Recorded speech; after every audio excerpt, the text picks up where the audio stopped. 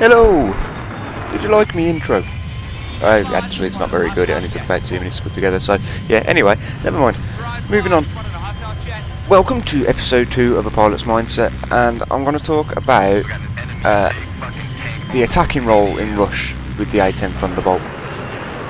A lot of the time I see the jets kind of go into waste on Rush.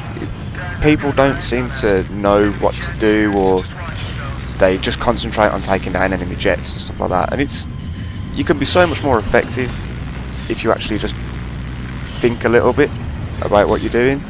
And it's not easy to stay in the air on Rush, I'll admit that. Lots of people run with stingers, you've got all sorts of stuff shooting at you, but there are defences and there are ways and means, and if you go through things periodically and methodically, then you'll get there. You can become a lot more effective just with a simple few key points, shall we say.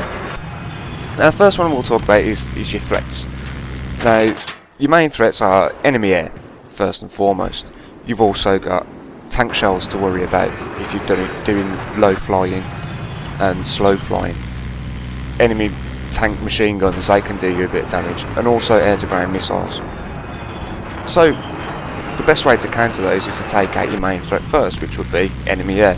Now there's going to be a bit of skill involved with the dogfighting. The Russian jet, I think it's the flanker, I might be mistaken there, I forget, but that is a little bit more manoeuvrable than the A10. However, with things like air radar and stuff equipped, and your teammates spotting it from the ground, pay attention to the map and you can find it and deal with it and take out the enemy air first.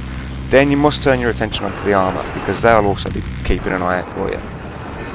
Air-to-ground missiles, they're a different kettle of fish.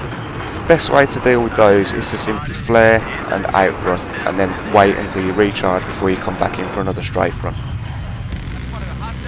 And with those, you've got your counters, your threats and the counters to those threats, all in one fell swoop.